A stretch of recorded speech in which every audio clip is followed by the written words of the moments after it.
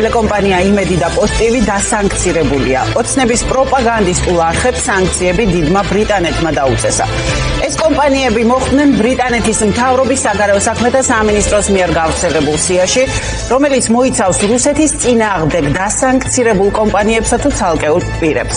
იმედი და პოსტივი კი ამ სიაში შეტანილია განყოფილებაში, რომელსაც ჰქვია ორგანიზაციები, რომლებიც ჩართული არიან რუსულ დეზინფორმაციაში. სანქციები გულისხმობს აქტივების გაყინვას, სანქციებს ტრასტის სერვისებისთვის და დირექტორის დისკვალიფიკაციის სანქციას. უფრო ვცლად რას გულისხმობს ეს შეზღუდვები და როგორია კომპანიების წარმომადგენლების პოზიციები, სალომე ლაპაძე გაგვაცნობს პირდაპირ ეთერში.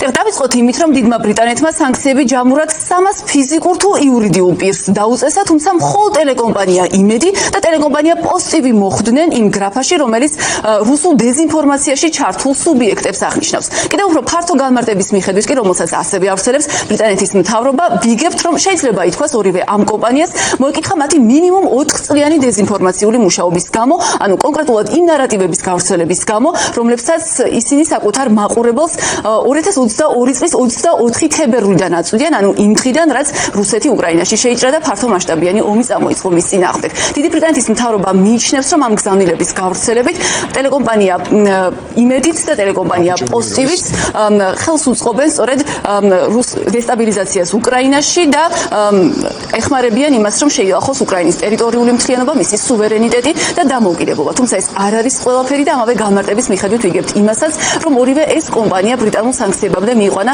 იმ ნარატივის ფართო წარმოდგენამაც, რომელიც შეიძლება ითქვას, რომ ქართული ოცნების ძირითად პროპაგანდისტულ მტკიცებას წარმოადგენს და გულისხმობს ნარატივს, რომლის მიხედვითაც ოცნება საზოგადოებას არწმუნებს, რომ თითქოს უკრაინა დასავლეთთან ერთად საქართველოში ცდილობს დესტაბილიზაციას, აქ მაგალითად მეორე ფრონტის გახსნას.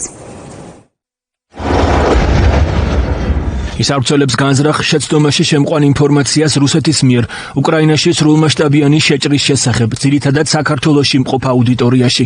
ინფორმაციას, რაც მხარს უჭერს ან ხელს უწყობს პოლიტიკას ან ქმედებას, რომელიც ახდენს უკრაინის დესტაბილიზაციას, ან ძირს უთხრის ან საფრთხეს უქმნის უკრაინის ტერიტორიულ მთლიანობას, სუვერენიტეტს ან დამოუკიდებლობას. რეგულარულად ავრცელებს შინაარს, რომ უკრაინის მთავრობა და პრეზიდენტი ზელენსკი არალეგიტიმურია, უკრაინა დასავლეთის მარიონეტია, უკრაინა კორუმპირებული და რომ უკრაინა და დასავლეთი ცდილობენ საქართველოს დესტაბილიზაციას.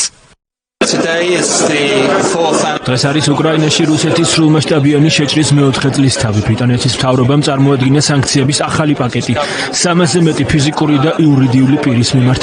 მასში შედის რუსული კომპანიები, რომლებიც ნავთობით ვაჭრობენ, ასევე არარუსული კომპანიები, რომლებიც ყიდიან საწვავს, ასევე ეხება ჩრდილოვანი ფლოტის ტანკერებს და ასევე კომპანიები, რომლებიც წინა პლანზე აყენებენ დეზინფორმაციასა და ყავ ნარატივებს უკრაინის სუვერენიტეტის გასანადგურებლად. ეს არის დიდი პაკეტი და ყველა ინფორმაცია მისაწვდომია. ეს არის სიგნალი საერთაშორისო საზოგადოებისადმი, რომ ბრიტანეთი დგას უკრაინის გვერდით და გაზრდის საფასურს რუსეთისთვის.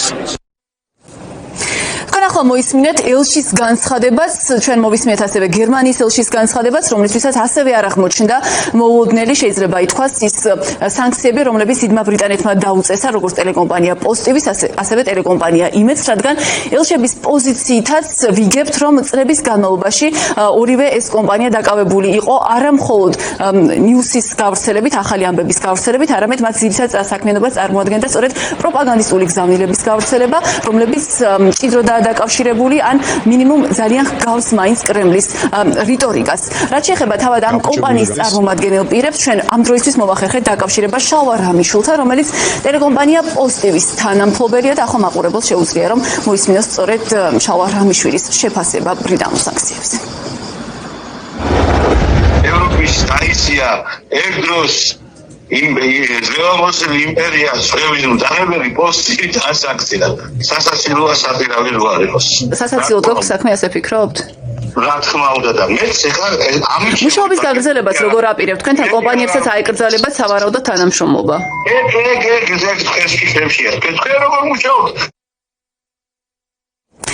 გრძნობენ თუ არა თავს ასევე არხეინა ტელეკომპანია იმედში, ჩვენ ბუნებრივია ამის გარკვევასაც შევეცდებით, მანამდე კი მაყურებელს შევახსენებ, რომ ტელეკომპანია იმედი ამ სანქციებამდე რამდენიმე კვირით ადრე, უფრო ზუსტად კი 6 თებერვალს დატოვა მისმა უკვე ყოფილმა მფლობელმა ირაკლი რუხაძემ, რომელმაც საკუთარი ქონება ტელეკომპანია იმედის სახით გადაუფორმა ახალ ჰოლდინგს. მისი მფლობელი კი არის ილია მიქელაიშვილი, რომელიც წარსულში შემჩნეულია ოცნების სასარგებლოდ ტიტუშკაც საქმიანობაშიც. კი, ჩვენ ბუნებრივია რომ შევეცდებით კომენტარის მიღებას ტელეკომპანია იმედის წარმომადგენლების მხრიდანაც, რომლებიც პოსტივისთან ერთად ასევე მოხვდნენ სიაში, რომელიც დიდმა ბრიტანეთმა დააწესა უკრაინაში რუსეთის შეჭრიდან 4 წლის შემდეგ, სწორედ რუსეთის საქმიანობის წინააღმდეგ.